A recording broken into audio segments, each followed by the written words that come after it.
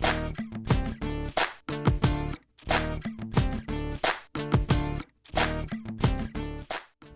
I'm John, and I'm an instructor here at the SAE Institute in Miami. And today we're going to talk about an introduction to Ableton Live.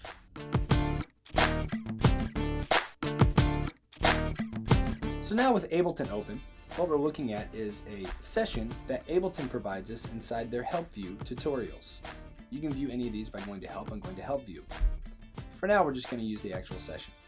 What we have open right now is the Session View in Ableton Live.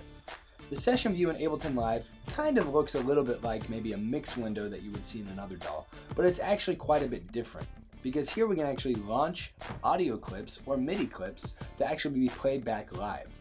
Now if we hit the Tab key on our keyboard, we actually flip over to what's called this Arrangement View. The Arrangement View in Live is similar to that of like the Edit window in a DAW, where audio and MIDI is represented over time horizontally, like this. Let's go back to Session View. In Session View, we have something called scenes. That's these numbers over here under the word master. And what scenes do is they launch all these little rectangles, which are called clips. And they'll represent them, or they'll launch them horizontally when you launch a scene, clicking the Scene Launch button. What is a clip? So a clip is basically either audio or MIDI information. If we double click on this clip called Shaker 134 BPM, we'll see that it's actually made up of audio information. If we click on this full underneath drums, we'll see that this is made up of MIDI information on a piano roll keyboard. Now let's go ahead and launch an entire scene. So let's see what happens when we launch scene 5.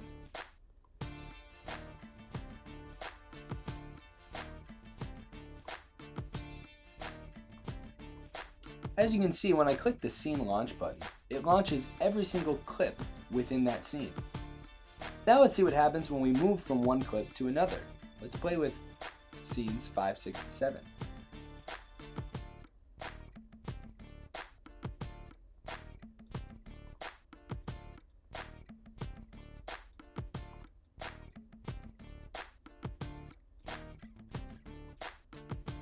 So what's one thing we notice?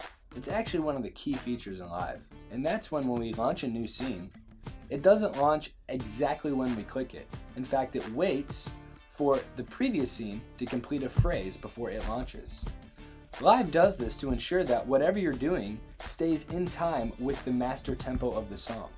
Therefore, if we're playing around with this live at a gig or DJing or something like that, it will never go out of time with itself. So if we don't click the next scene launch button perfectly in time, it will still stay locked to the grid, basically quantizing everything you're doing in real time.